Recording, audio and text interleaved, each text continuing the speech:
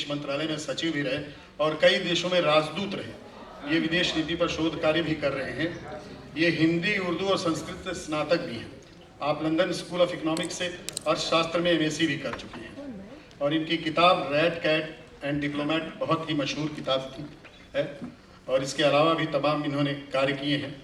तो आज जो विषय है कि क्या 24 कैरेट की हिंदी से हिंदी का भला होगा, डॉक्टर लोहिया कहा करते थे कि जिस भाषा का हाजमा ठीक नहीं है वो दूसरी भाषाओं को अगर हजम करने की क्षमता नहीं रखती तो वो आगे नहीं जा सकती है। वो कहते थे कि गांव का आदमी अगर रिपोर्ट को रपट कहता है तो डिक्शनरी में रिपोर्ट की हिंदी रपट लिख दो। वो स्टेशन को टेशन कहता है तो स्टेशन की हिंदी डिक्शनरी में टेशन ही लिख दो। तो जिस भाषा को गांव का आदमी पचा ले वही उसका अनुवाद कर दो। तो सर मैं आपसे पूछना चाहता हूं कि जो 24 कैरेट की हिंदी है बहुत क्लिष्ट और शुद्ध हिंदी है, इससे हिंदी का कितना भला होगा और हिंदी आगे जीवित रह पाएगी कि नहीं, इसके बारे में आप कुछ। देवियों और सज्जनों,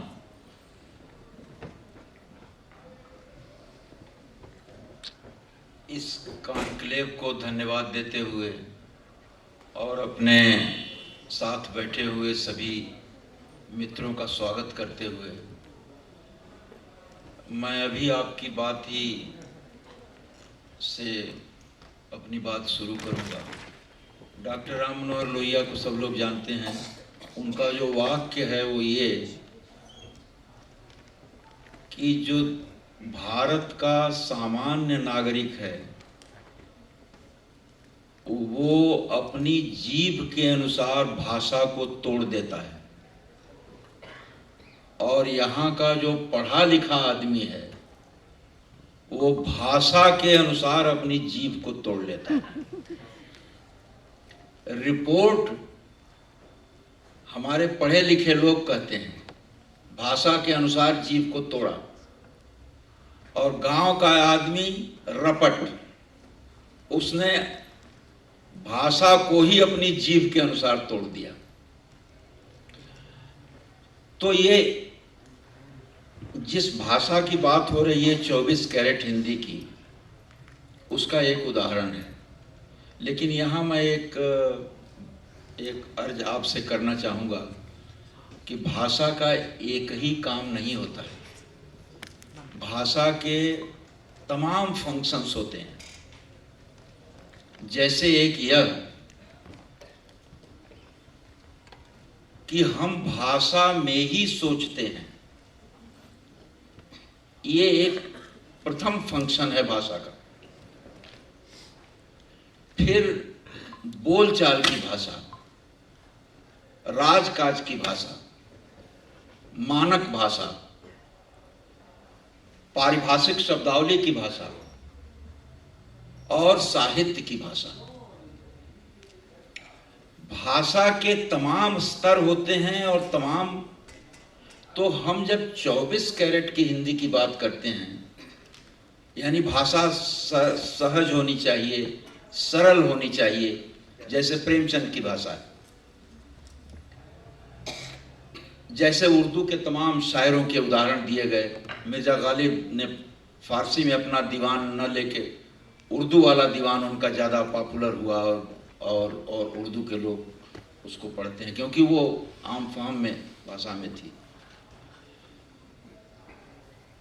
लेकिन अगर कोई ऐसी दार्शनिक बात कहनी है तो तुलसीदास तो लोक भाषा में लिखने वाले लेखक हैं। मलिक मोहम्मद जायसी लोक भाषा में लिखने वाले लेखक हैं। लेकिन जब उनको कोई दार्शनिक बात करनी होती है तो उनकी भाषा बदल जाती है। और ये वही तुलसीदास हैं जो लिखते हैं कि एक संग नहीं होई भुआलू, हसब ठठाई फुलाई गालू। अब ये भाषा देखिए। और वही तुलसीदास जब लिखते हैं कि पंक नरेनु सोह असधरनी, नीति निपुण नृप कै जस करनी, तो क्या भाषा बदल गई। तो भाषा के मीर साहब हैं, अभी मीर साहब की बड़ी चर्चा हुई। मीर साहब की भाषा देखिए, रोता फिरता हूँ सारी सारी रात, अब यही रोजगार है अपना। ये मीर साहब की भाषा।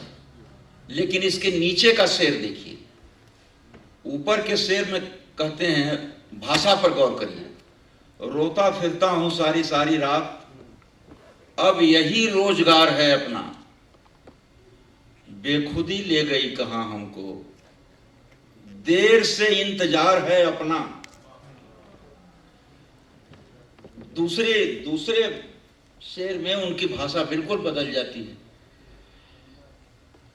तो साहित्य की जो भाषा है और बोलचाल, अच्छा बोलचाल की भाषा, अब बोलचाल की भाषा पर जब हम बात करते हैं तो हम किसी केरल के आदमी से बोल रहे हैं तो हमारी भाषा बदल जाएगी, किसी फ्रांसीसी से बात करते हैं तो हमारी भाषा बदल जाएगी, किसी पढ़े लिखे विद्वान प्रोफेसर से बात करते हैं तो बदल जाएगी, अपने दोस्त से बात करते हैं तो भाषा बदल जाएगी। भाषा का कोई एक रूप जिसको हम मानक रूप कहते हैं, फिर वो एक अलग होता है। बोलचाल की भाषा और मानक भाषा में फर्क हो जाएगा। साहित्य की भाषा, आचार्य रामचंद्र शुक्ल ने एक बड़ी अच्छी कमेंट की है जायसी ग्रंथावली की भूमिका में। मलिक मोहम्मद जायसी के बारे में उन्होंने लिखा है कि जायसी की भाषा और तुलसी की भाषा में अंतर क्या है। दोनों ने अवधि में लिखा है, दोनों ने महाकाव्य लिखा है, दोनों बहुत बड़े कवि हैं। दोनों के बीच में अंतर यह है कि जायसी की भाषा में लोकल शब्द, जो लोक की शब्दावली है, वो प्रधान है। तुलसी की भाषा में शास्त्र की और संस्कृत की जो शब्दावली है वो प्रधान है। ये रामचंद्र शुक्ल ने लिखा। तो लेखकों के बारे में, लेखकों के जो, और तुलसीदास को क्योंकि नाना पुराण निगमागम कहना था तो वो लोक की भाषा में तो नहीं आता, उसके लिए उनको अपनी अवधि को एक दूसरे स्तर पर ले जाना पड़ता। जायसी को खटरित वर्णन और 12 मासा और नागमती का वियोग वर्णन करना था और अपने लोक का वर्णन करना था, तो उनकी भाषा में दूसरा वो होता। इसलिए भाषा के जो अलग अलग रूप होते हैं, अभी देखिए सवेरे त्रिवेदी जी चर्चा कर रहे थे क्या, केरल में प्रेमचंद की कृति का अनुवाद गोदानम क्या बात, और सेवा सदनम। आप लोगों को यह जानकर के शायद थोड़ा वो भी हो कि बहुत सारे सदस्यों ने जब राजभाषा की चर्चा हो रही थी तो उस समय यह प्रस्ताव किया था कि देश की राजभाषा संस्कृत होनी चाहिए। ये कुछ आपको अचरज लगेगा, लेकिन आप उड़िया, बांग्ला, मराठी, मलयालम आदि में अगर वक्तव्य सुने तो वो वक्तव्य सुनने वाले ये कहते हैं कि इसमें उर्दू के शब्द समझ में नहीं आते। मेरी स्वयं एक पुस्तक का अनुवाद मराठी में हो रहा है। वो मराठी का प्रसिद्ध लेखक है जिसने कलम का सिपाही का अनुवाद किया है, प्रेमचंद के। वो हमसे कहता है कि आपकी संस्कृत वाली शब्दावली तो समझ में आ जाती है, मगर उर्दू वाली शब्दावली नहीं समझ में आती है। ये देश बड़ा विचित्र है। इस देश में इतनी भाषाएं हैं और जिनमें से अधिकांश संस्कृत के उत्तराधिकारिणी।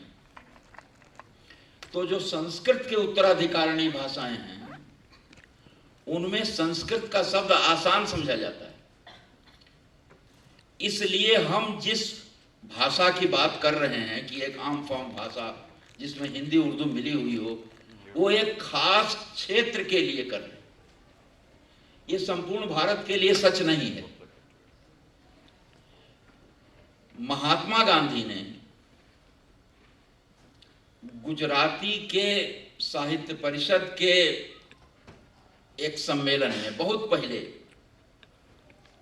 1912 वगैरह में ये कहा था, ये उन्हीं के सब वाक्य हैं, मुझे बाणभट्ट की कादंबरी नहीं चाहिए, मुझे तुलसी का रामचरित मानस चाहिए। ये महात्मा गांधी ने कहा था। मदन मोहन मालवीय ने जब 1912 में यहाँ गवर्नर थे उत्तर प्रदेश में, सर जेम्स मेस्टन, तो उन्होंने काशी नागरी प्रचारणी सभा के एक व्याख्यान में कहा था कि सहज सरल भाषा का प्रयोग होना चाहिए। मेस्टन ने बंबई का जो अधिवेशन हुआ था 1919 में, मदन मोहन मालवीय जी ने उसमें कहा था, अंग्रेजी उपनिवेशों में जहां जहां हिंदुस्तानी बसते हैं हिंदी भाषा का प्रयोग किया जाता है। मेरा मतलब उस भाषा से है जिसे हिंदू और मुसलमान दोनों बोलते हैं, उसे चाहे आप उर्दू कहें, हिंदी कहें या हिंदुस्तानी कहें।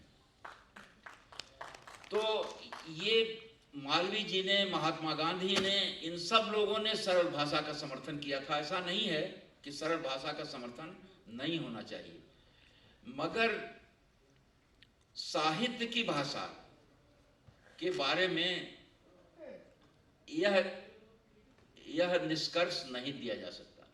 तुलसीदास, महात्मा गांधी ने कह तो दिया कि मुझे बाणभट्ट की कादंबरी नहीं चाहिए, लेकिन हजारी प्रसाद द्विवेदी ने बाणभट्ट की आत्मकथा लिखी। अब आत्मकथा अगर वो प्रेमचंद की भाषा में लिख देते तो लोग उनको क्या कहते? उनको आत्मकथा वह होती है जो लेखक अपने बारे में खुद लिखता है, ऑटोबायोग्राफी। अब अगर बाणभट्ट अपनी ऑटोबायोग्राफी लिख रहा है तो वो अपनी ही भाषा में लिखेगा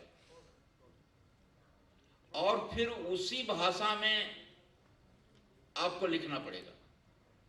इसलिए जब हजारी प्रसाद द्विवेदी ने बाणभट्ट की आत्मकथा लिखी तो एक एक पैराग्राफ का एक एक वाक्य आता है, इतना लंबा, संस्कृत में बिल्कुल एकदम। तो जो हमारे रूप हैं, लोहिया जी का भी कहना जो है, या मालवीय जी का कहना, या उनके पहले महात्मा गांधी का कहना, ये अपनी जगह बिल्कुल सही है। लेकिन भाषा के तमाम जो फंक्शंस होते हैं उनमें एक फंक्शन जो सामान्य व्यवहार का है, वहां भाषा की सरलता का समर्थन किया जा सकता है और वो होना चाहिए। हर जगह इसका समर्थन आप नहीं कर सकते। ये हम लोगों को अपने अनुभव से ऐसा लगता है कि अपने ही लेखन में कहीं एक स्तर की भाषा होती है, कहीं दूसरे स्तर की होती है। जैसे आधुनिक कवि नागार्जुन, अब नागार्जुन या निराला, निराला का नाम लीजिए, निराला राम की शक्ति पूजा लिख रहे हैं, तो भाषा देखिए, एकदम संस्कृत निष्ठ भाषा है निराला की। लेकिन वही दो टूक कलेजे के करता पछताता पथ पर आता लिखते हैं तो उनकी भाषा या कुकुरमुत्ता की भाषा बिल्कुल अलग हो जाती है। स्वयं कबीर दास, कबीर के साथ थोड़ा हम लोगों ने बड़ा अन्याय किया है। ये हमारे बुद्धिजीवी लोग हैं इसलिए हमको कह देना चाहिए कि कबीर दास को हम लोगों ने कबीर के कद को छोटा कर दिया है। कबीर को केवल सांप्रदायिक सद्भाव का कवि मान लिया है। कबीरा खड़ा बाजार में लिए लुआठा हाथ। ऐसा कबीर इतने बड़े पोएट हैं, इतने बड़े कवि हैं, उन्होंने जो योग का, नाथपंथियों का, भक्ति का जो सारा साहित्य लिखा है और जो दोहे लिखे हैं वो बहुत ही महत्वपूर्ण है, बहुत ही गंभीर हैं। उनकी भाषा बिल्कुल दूसरी है। उनके एक बनारस में एक उनके भक्त थे कबीरदास के, जो बहुत बड़े विद्वान थे, नाम मैं इस समय भूल रहा हूँ, सिंह साहब, डॉक्टर सिंह और बड़े आदमी थे जो संगीत के भी बड़े भारी पंडित थे, संगीत के भी बड़े भारी विद्वान थे। जयदेव सिंह, ठाकुर जयदेव सिंह जब 88 साल या 87 साल के थे, एक संस्मरण में मेरी भेंट उनकी बनारस हो गई थी। वो बता रहे थे कि कबीर का एक दोहा मेरी समझ में नहीं आ रहा था। अब आप सोचिए, ठाकुर जयदेव सिंह जैसे आदमी को कबीर का दोहा समझ में नहीं आ रहा था, तो वो 15 दिन प्रतिवर्ष अज्ञातवास करते थे, कश्मीर जाते थे। तो कश्मीर में उनके गुरु रहते थे। उस गुरु से वो कह रहे थे कि मैंने कबीर के दोहे का अर्थ पूछा और उन्होंने उसको बड़ी आसानी से योग की एक क्रिया करके समझा दिया कि ये है इसका अर्थ। तो कबीर के स्वयं कबीर की भाषा के कई स्तर हैं। इसलिए हम लोगों को भाषा के बारे में ये निष्कर्ष देना पड़ेगा कि ये बात अपनी जगह बिल्कुल सही है कि 24 कैरेट की हिंदी से हमारा परस्पर व्यवहार संभव नहीं है, लेकिन उस हिंदी के दूसरे स्तर भी होंगे, इसका ध्यान रखना होगा। धन्यवाद। बहुत धन्यवाद प्रोफेसर साहब। मैं विद्या बिंदु जी सिंह से पूछूंगा कि भारत में हिंदी शुरू कब से हुई, इसका कुछ इतिहास आप बताएंगे कि कब से, क्योंकि पहले जब ये देश बना तो हिंदी तो हमारी भाषा थी नहीं, और कब तक सरवाइव करेगी, कब तक रहेगी, क्योंकि जिस तरह से हम लोगों के घरों में हमारे बच्चे, उनके बच्चे वो अब अंग्रेजी ही पढ़ रहे हैं, तो कभी 40, 50, 60 साल के बाद हर घर में अंग्रेजी होगी, तो हिंदी बचेगी कैसे? तो मैं चाहूंगा कि कुछ आप इस पर प्रकाश डालें। बचेगी कैसे कि हिंदी बनी कैसे, हिंदी बनी कैसे और आगे बचेगी भी कैसे, दोनों। देखिए, संस्कृत से अपभ्रंश, प्राकृत, इन सब से होती हुई हिंदी जब आई, और ब्रजभाषा में ही पहले ब्रजभाषा को ही हिंदी की कविताएं सब लिखी जाती थी। बाद में हरिश्चंद्र जी ने खड़ी बोली में पहले लिखना शुरू किया, और ये खड़ी बोली भी कौरव क्षेत्र की, कौरवी का ही विकसित रूप है, जो हिंदी की राष्ट्रभाषा के रूप में जो मानी, ये भी एक लोक भाषा ही थी। और हमारी जितनी हिंदी की लोक भाषाएं हैं वो सब हिंदी से ही आई हैं, और सीधे संस्कृत की सारी शब्दावली सीधे लोक भाषाओं में आई है। इसीलिए जब गोस्वामी तुलसीदास जी अवधि का प्रयोग करते हैं या जायसी जी करते हैं, तो संस्कृत के शब्द अपने आप उसमें आ जाते हैं। हमारे यहाँ जो बचने के सवाल है हिंदी को, तो हिंदी तो इतनी उदार है, इतना, जैसे आपने कहा कि हिंदी में पचाने की शक्ति सबसे ज़्यादा है। इसने अंग्रेजी, उर्दू, फारसी और सभी भारतीय भाषाओं या लोक भाषाओं के शब्दों को इस तरह से पचाया है कि लगता ही नहीं कि हिंदी के नहीं है। जैसे एकेडमी शब्द है, उसको अकादमी बिल्कुल लगता ही नहीं कि अकादमी हिंदी का नहीं है शब्द। बहुत सारे शब्द ऐसे हैं जो हिंदी ने अपने आप उसको आत्मसात कर लिया है। तो हमारे यहाँ दो तरह की दृष्टि है। अतिवादी दृष्टि हमेशा होती है। कुछ लोग केवल उसके विशुद्ध रूप, जो संस्कृत निष्ठ रूप है, उसी के लिए युद्ध करते हैं, कहते हैं कि नहीं हिंदी ऐसी ही होनी चाहिए। और कुछ लोग कहते हैं कि नहीं, सब कुछ स्वीकार करते हुए जो हिंदी है वो व्यावहारिक। डॉक्टर साहब जैसा बताया, आपने बहुत सारी बातें बता दी हैं, बताने में ज़्यादा नहीं रह गया। लेकिन ये जो पचाने वाली हिंदी है, जैसा आपने कहा कि जब हम साहित्य लिखते हैं तो साहित्य की भाषा अलग होनी चाहिए। जब हम बोलचाल की भाषा का प्रयोग करते हैं तो उसमें दूसरी तरह की बात होगी। जब हम कामकाज की सरकारी कार्यालय की भाषा जो होगी वो अलग होगी। और इसके साथ ही जो जैसे आंचलिक उपन्यास लिखे जा रहे हैं, कथा साहित्य लिखे जा रहे हैं, उसमें अगर हम उस भाषा का, उस क्षेत्र की भाषा का प्रयोग नहीं करेंगे तो वो दुर्बल हो जाएगी। उसकी सहजता के लिए बहुत जरूरी है। संस्कृत नाटकों में भी आपने देखा होगा कि जो पुरुष पात्र थे वो संस्कृत में संवाद करते हैं, लेकिन नारी पात्र जो हैं उनसे प्राकृत में बुलवाया जाता था, इसी सहजता के लिए ही। क्योंकि जो बोलचाल की भाषा है, जैसा आपने कहा बाणभट्ट की आत्मकथा में उनकी संस्कृत की भाषा लिखनी पड़ी स्वाभाविकता लाने के लिए, तो इस तरह उन स्वाभाविक लाने के लिए उसका प्रयोग करना पड़ेगा।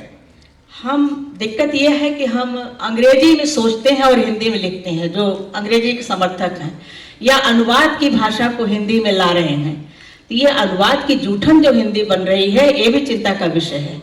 हर भाषा की अपनी सांस्कृतिक क्षमता होती है, अपनी अर्थ व्यंजना होती है, अपनी अर्थ छटाएं होती हैं। और चाहे भारतीय भाषाओं को ही आप ले लीजिए, हर भाषा के अपने अलग रंग होते हैं। संस्कृत से ही निकली हैं लगभग सभी भाषाएं, लेकिन अपने क्षेत्र में जाकर के उनकी एक अलग अलग अर्थ छवि बन जाती है। सांस्कृतिक शब्दावली है, जैसे अब मुहावरे हैं, इनको आप लोग से ही लेंगे। अब मुहावरों का अर्थ अगर आप अनुवाद करेंगे तो समझ में नहीं आएगा। हम लोग कहते हैं कि दीपक बुझाना नहीं कहना है, दीपक बढ़ा दीजिए। चूड़ी मत तोड़ने के लिए मत कहिए, सिंदूर चुक गया ऐसा न कहिए। ये सांस्कृतिक शब्दावली है, इसका अनुवाद करेंगे इसलिए है कि इसके पीछे मंगल भाव है। तो जो अमंगल है उसको हम कहते नहीं हैं, उस अमंगल के संदेश को न पहुंचे और हम मंगल का भाव बना रहे, इसलिए जो है इन मुहावरों का अर्थ उसी सांस्कृतिक शब्दावली होनी चाहिए। इसका अर्थ क्या है? दीपक बढ़ाइए नहीं, दीपक बुझाइए नहीं, बढ़ा दीजिए। सिंदूर चुक गया है न कहिए सिंदूर बढ़ गया है। चूड़ी टूट गई है न कहिए चूड़ी मोड़ गई, चूड़ी बढ़ गई, ये कहिए। इस तरह की तमाम शब्दावली है। और जैसा डॉक्टर साहब ने कहा कि जिस क्षेत्र के लोगों से हम बात करते हैं, हम आसाम गए थे, आसाम में जिनके हम ठहरे थे तो वो किसी आसामी से बात कर रहे थे, तो कह रहे थे कि मेरा मैडम मेरे पास खड़ा है। तो हमने कहा तुम ऐसा क्यों बोल रहे हो? कहने लगे यहाँ इसलिए कि स्वाभाविक लगे उनको कि हमने कहा ये तो गलत है। अगर वो गलत बोल रहे हैं तो आपको चाहिए कि आप उनसे कहिए कि इसको इस तरह बोलिए, उन्हें टोकिए, उनका हस्तक्षेप करिए थोड़ा।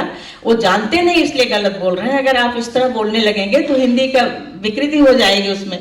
इसी तरह की बहुत सारी बातें हैं। जैसे भारतीय भाषाओं की शब्दावली लेने के लिए बात है, तो हम उनकी शक्ति और सामर्थ्य का पूरा उपयोग करें और हिंदी में उसे ले आएं। और आंचलिक साहित्य की बात हो गई। विषय के अनुसार भी भाषा बदल जाती है। जब हम कृषि शब्दावली है हमारे पास, वैज्ञानिक तकनीकी शब्दावली है, और भारत सरकार इसके लिए बहुत काम भी कर रही है, उसकी शब्दावली बन रही है। तो उसके लिए भी हमें जो पूरा एक कोश बनना होगा जिसमें सारे शब्द आ जाएं। और जब गांव की बात हम करेंगे तो गांव की छटाएं, गांव का रंग, गांव का स्वभाव व्यवहार, उसे हिंदी में लाना ही होगा। हम जब अपने साहित्यकारों को पढ़ते हैं तो उसमें उस समय का इतिहास होता है, उस समय की भाषा क्या रही होगी, उस समय का सांस्कृतिक परिवेश क्या था। हम बाहर से जब ला रहे हैं, ये भी बात सही है कि बाहर से ले रहे हैं, बहुत पचाने की शक्ति भी है, लेकिन ये विवेक भी रखना होगा कि बाहर से जो आ रहा है कहीं कूड़ा करकट तो हम नहीं ले रहे हैं। हम क्या लेना है हमें, इसका भी ध्यान रखना पड़ेगा। और भाषा का प्रवाह, जो जीवित भाषा होती है, वो परिवर्तन उसका स्वभाव है। प्रवाह में बनी रहती है भाषा, तभी वो जीवित रहती है। हमारे यहाँ महाभारत में कहा भी गया है कि जल का ठहरना जो है वो सड़ाहट पैदा कर देता है, इसलिए जल को प्रवाह में रहना चाहिए। उसी तरह भाषा का भी, भाषा की प्रकृति है कि हर 5 कोस पर वाणी बदल जाती है, 10 कोस पर पानी बदल जाता है। तो इस तरह इस प्रवाह को बनाए रखने की जरूरत है। लेकिन ये भी ध्यान में रखना है कि जो अब संस्कृति आ रही भाषा के माध्यम से, हम अंग्रेजी के प्रति इतने आसक्त हो गए कि अब जैसे अभी पिछले सत्रों में कोई बात कर रहा था कि लड़की को माल कहा जाता है कि अच्छा माल है। तो ये जो उपभोक्ता संस्कृति, जो हमारी माल की संस्कृति भारत में आई, ये भाषा के माध्यम से आई है। तो हमारी संस्कृति हमारी भाषा के माध्यम से सुरक्षित रहेगी।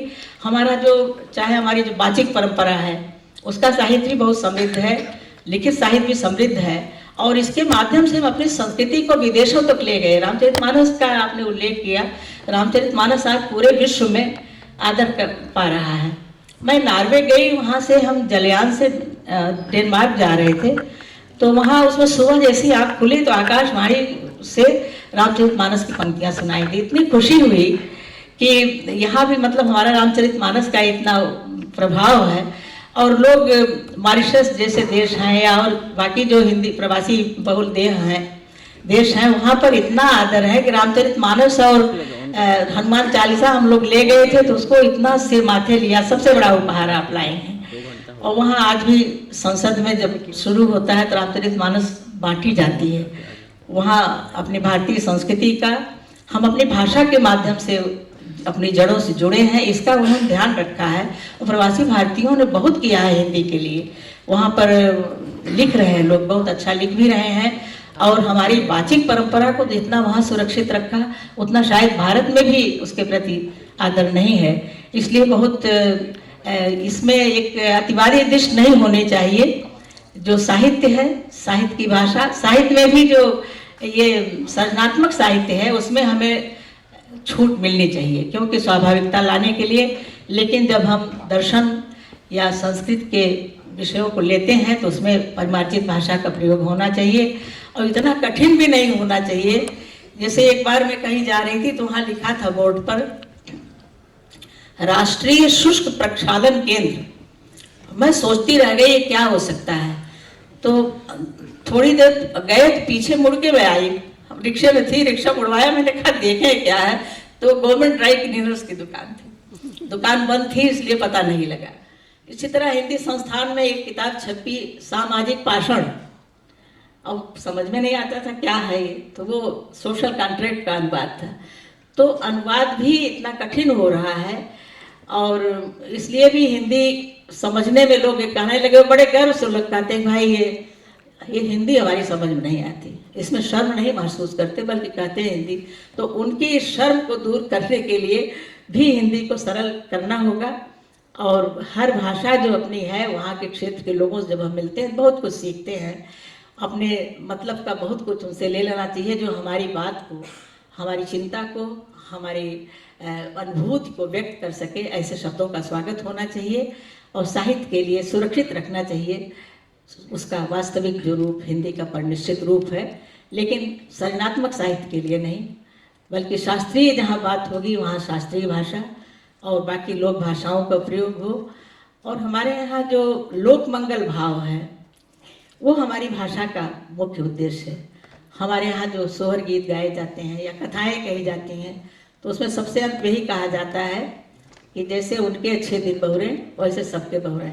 तो हमारी हिंदी के भी अच्छे दिन बहुर गए हैं और हम बहुत आश्वस्त हैं कि हमारी हिंदी विश्व भाषा के रूप में प्रतिष्ठित होने के योग्य हो गई है। और जनसंख्या की दृष्टि से भी हिंदी अब शायद पहले नंबर पर आ गई। डॉक्टर साहब आप बताएंगे, विश्व में प्रथम स्थान पर आ गई है हिंदी।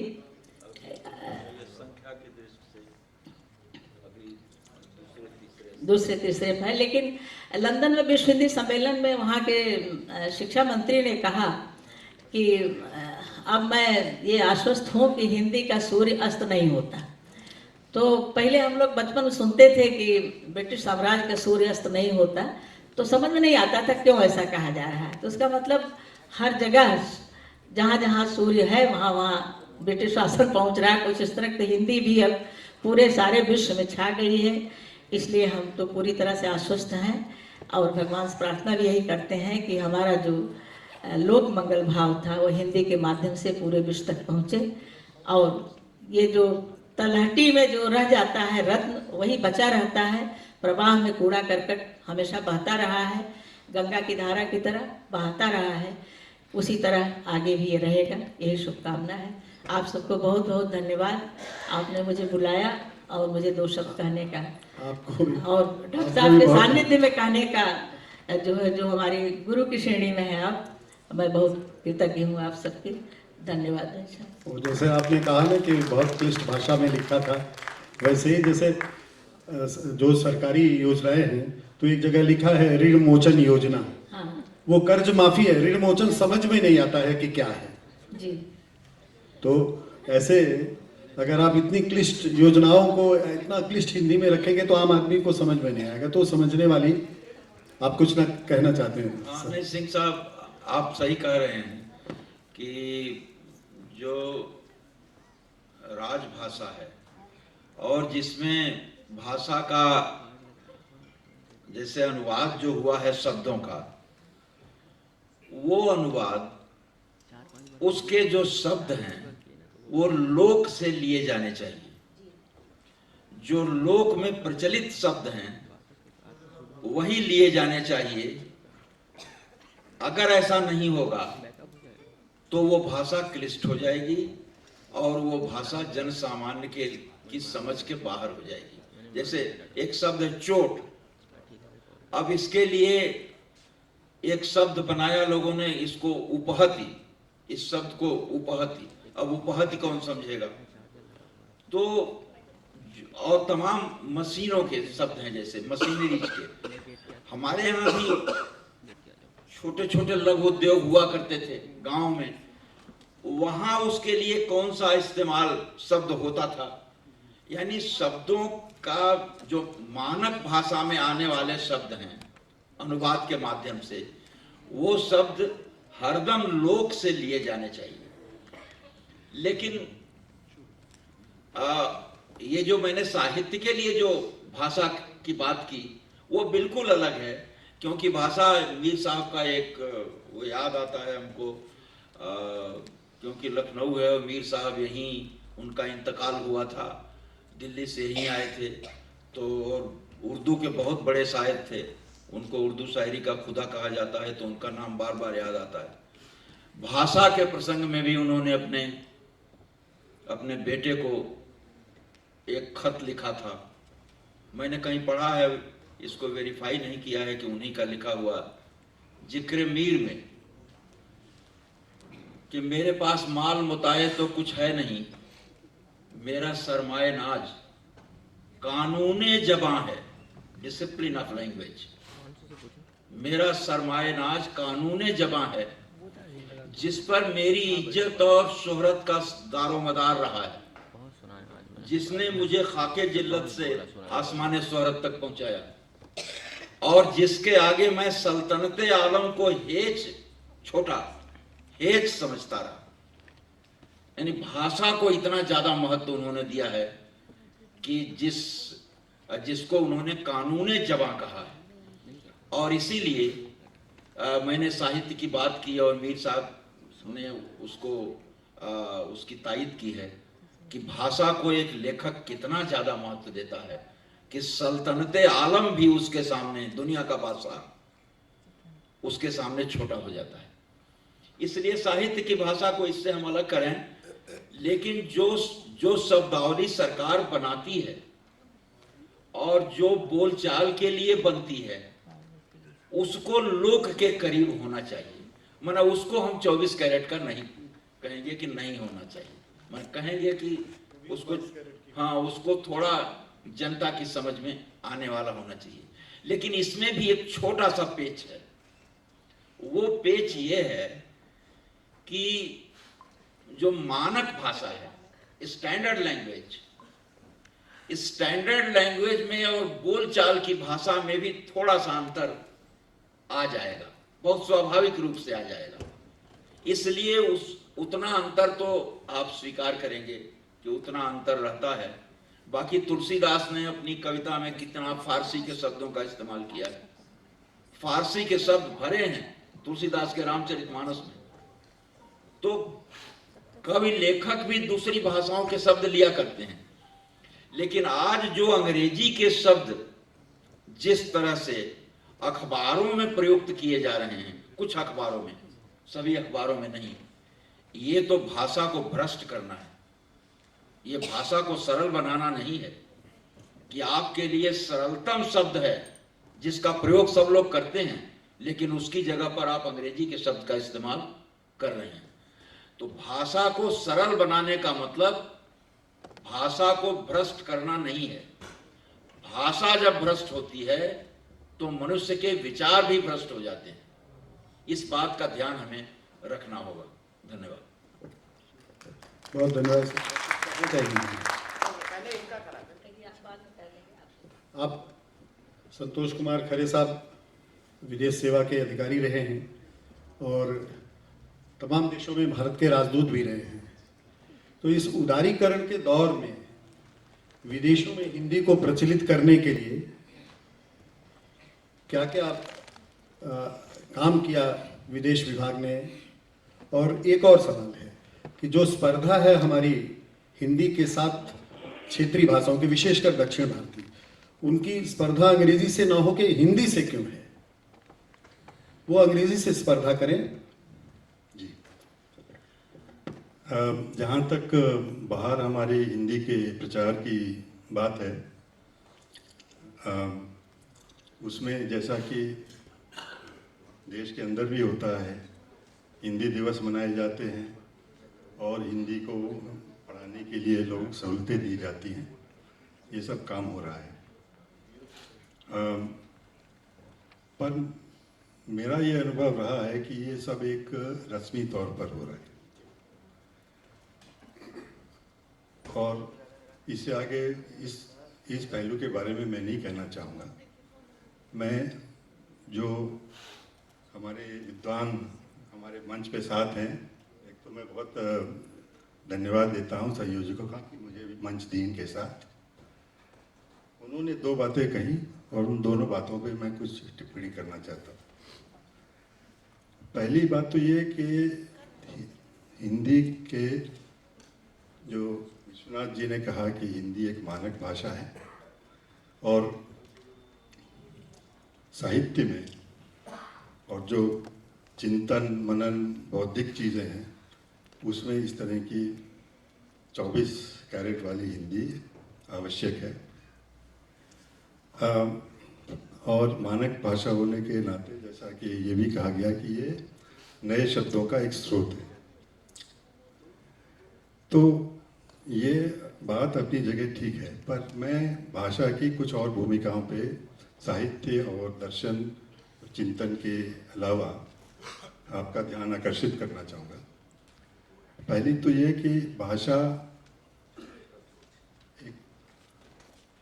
जो है उस पर जो सत्ताधिकारी हैं उनका बहुत प्रभाव पड़ता है और उसके बदले में भाषा जो है वो सशक्तिकरण का एक माध्यम है। आज के भारत में अभी भी जो, जैसा कि कई लोगों ने पहले भी कहा कि सशक्तिकरण के लिए जो माध्यम है वो अभी भी अंग्रेजी है। और इसके साथ ही साथ जो आधुनिक विचार हैं, जो आधुनिक कॉन्सेप्ट्स हैं, जब अगर हमें आधुनिक युग में जाना है तो कहाँ तक ये 24 कैरेट की हिंदी हमारे साथ दे सकती है, ये कुछ ऐसी चीज़ें हैं जिस पर हमें विचार करना होगा। और आज की वास्तविक स्थिति तो ये है कि आपने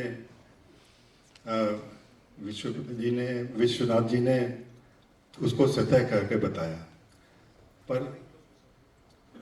मेरे अनुमान से ये एक तरह का विभाजन सा हो गया है अलग अलग भूमिकाओं में हिंदी का और भाषा का। एक भाषा वो है अंग्रेज़ी, जो कि हमारे रोज़गार, हमारे जो ज़्यादातर जो एकेडमिक जो चिंतन है उसमें, बिजनेस में, व्यापार में इसका इस्तेमाल होता है। और क्योंकि रोज़गार उसमें जुड़ा हुआ है इसलिए हमारी नई पीढ़ी जो है ये उसकी तरफ ज़्यादा रुझान है उसका। बहुत से बच्चे आज हिंदी पढ़ते हैं पर उनमें वो निष्ठा नहीं है हिंदी की।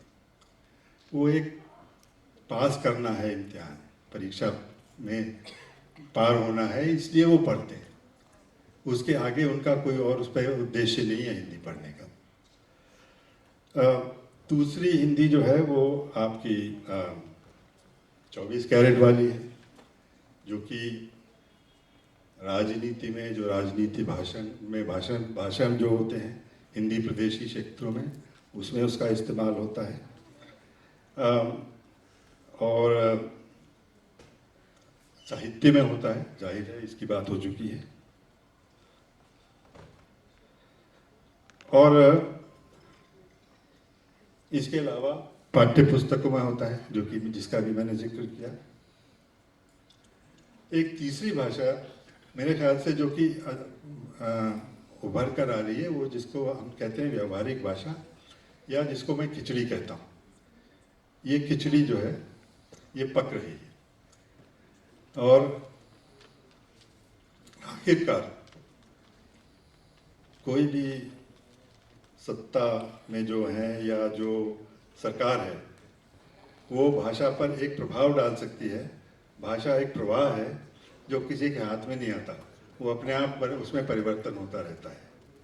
तो हमें ये विचार करना होगा कि ये जो 3 अलग क्षेत्रों में भाषा का प्रयोग अलग अलग भाषाओं का हो रहा है, इसमें किस तरह समन्वय हो सकता है। कि हमने इसमें काफ़ी मात्रा में समन्वय किया है कि नहीं, क्योंकि बहुत से लोग, बहुत सी नई पीढ़ी ऐसी है जो ना हिंदी बोल सकती है ना अंग्रेज़ी बोल सकती है, वो खिचड़ी ही बोलती है। तो पहला तो मैं जो विचार मेरे मन में उठा वो ये था, मैं आपके सामने आप लोगों के विचार के लिए ये पेश किया मैंने। दूसरा, मैं दो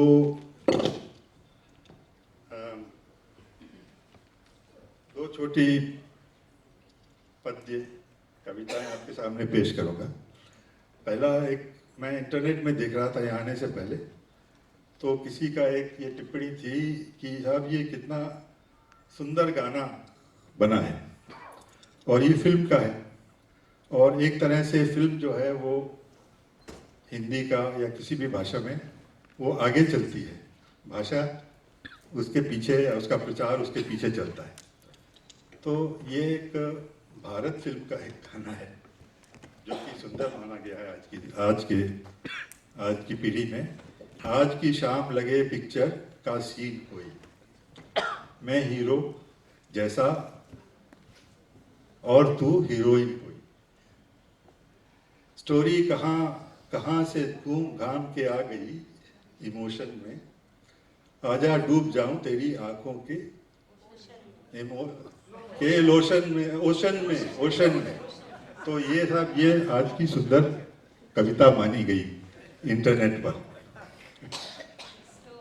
अच्छा, इससे मैं आपका ध्यान ले जाना चाहता हूँ पीछे की तरफ।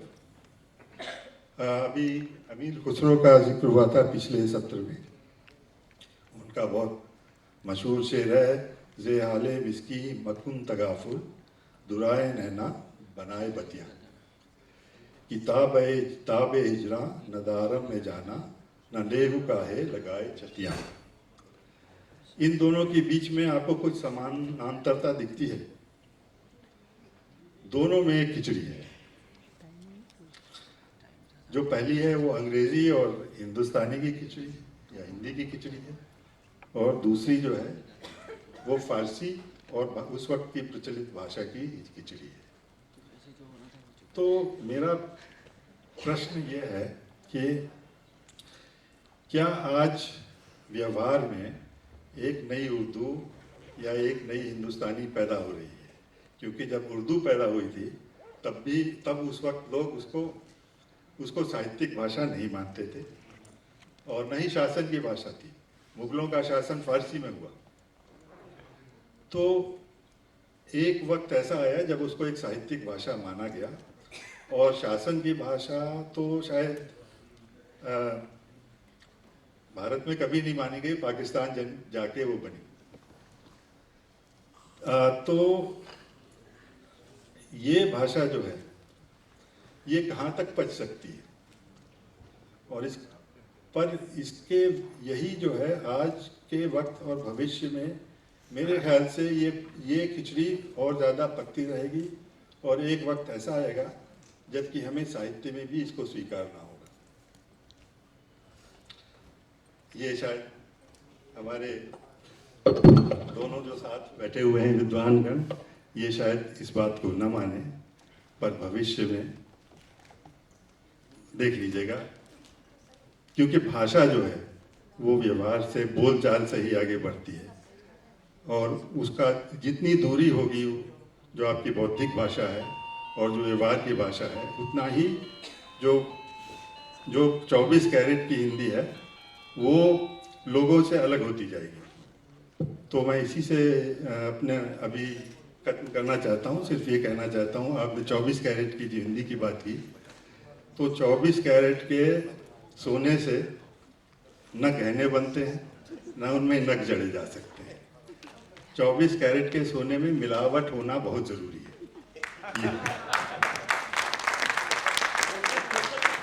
बहुत अच्छी बात कही डॉक्टर साहब ने। ये जो भारत सरकार की जो शासन की शब्दावली बनी है, उसके साथ साथ एक मैं बात ध्यान देना चाहती हूँ कि वर्तनी का भी एक जो निर्धारित रूप तय हुआ है। कुछ दिन के बाद हमारे बच्चे मूल देवनागरी का स्वरूप क्या था वो भूल जाएंगे। जैसे अनुस्वार हर जगह समाप्त कर दिया, अनुस्वार लगता है चंद्रबिंदु समाप्त कर दिया, अनुनासिक को खत्म कर दिया। उसी तरह गई में या पे ई की मात्रा लगेगी, ई स्वर लिखा जाएगा, इसके लिए भी सब जगह ई लगा दिया गया है लगभग।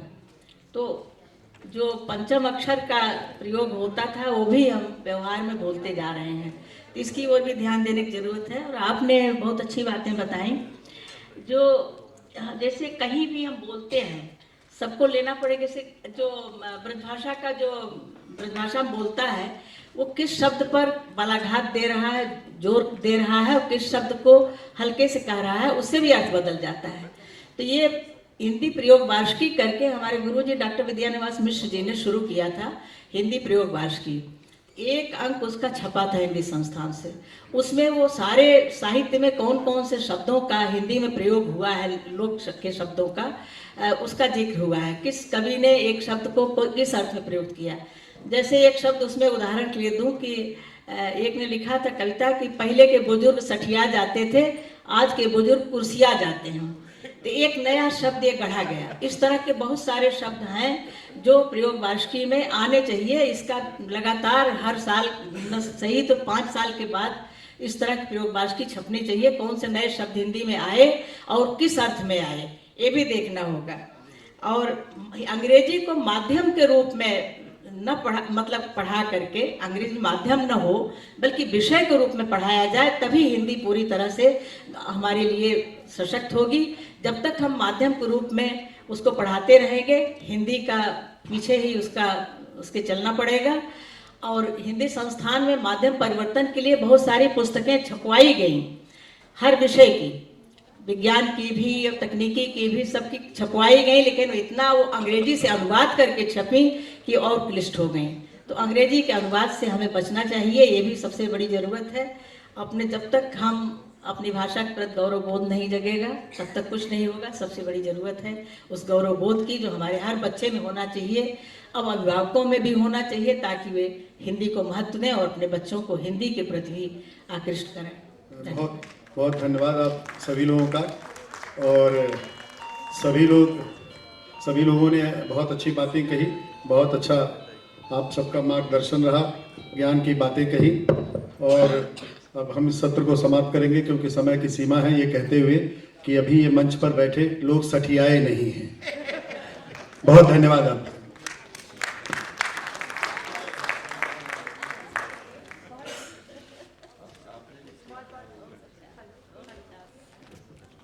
हेलो, बहुत बहुत धन्यवाद सर इस सत्र के लिए। इसके बाद मैं श्री सीबी पांडे जी को मंच पर आमंत्रित करूंगी। साथ ही साथ miss Monika Agnihotri ji, divisional railway manager Lucknow, आपको भी मंच पर आमंत्रित करूंगी कि हमारे जो स्पीकर्स हैं और मॉडरेटर हैं उनको अपने कर कमलों से सम्मानित करें।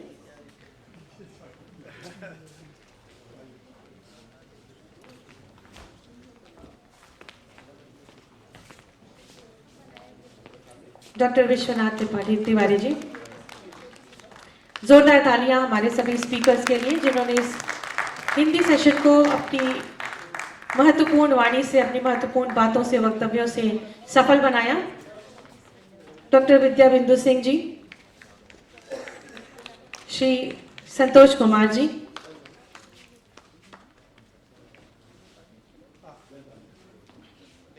और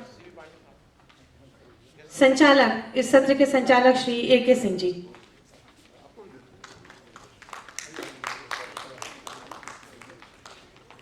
सुधांशु जी से निवेदन करूंगी कि श्री सीबी पांडे जी को ये स्मृति चिन्ह देकर सम्मानित करें।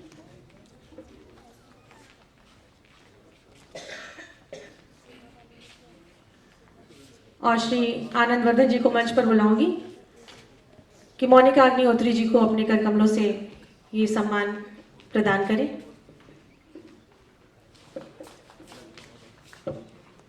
एक बार जोरदार तालियां। बहुत बहुत धन्यवाद, बहुत धन्यवाद।